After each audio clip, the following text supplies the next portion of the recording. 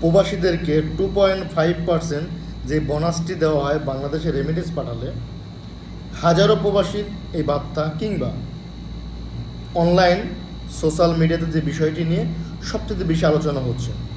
প্রয়োজন হলে আমাদের প্রবাসীদেরকে 3 মাস 2.5% প্রণোদনা দেওয়া বন্ধ করুন।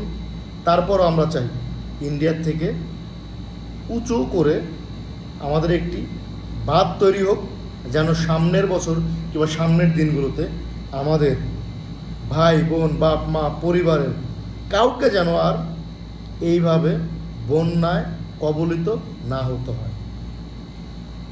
ভিডিওটি যে যেখান থেকে দেখছেন, যদি ভিডিওটি আপনার কাছে ভালো লাগে, আপনার মধ্যে মানুষত্ব বোধ থাকে, ভাই 3 মাসে আপনি কয় টাকা করে কম পাবেন, তারপর আমরা চাই আমরা যতটুকু আমাদের সামর্থ্য আমরা চাই এটি সাপোর্ট দেওয়ার জন্য। এইভাবে বাংলাদেশের প্রত্যেকটা নাগরিকের কাছ থেকে নিয়ে ইন্ডিয়ার থেকে বড় বাদ দেওয়া উচিত।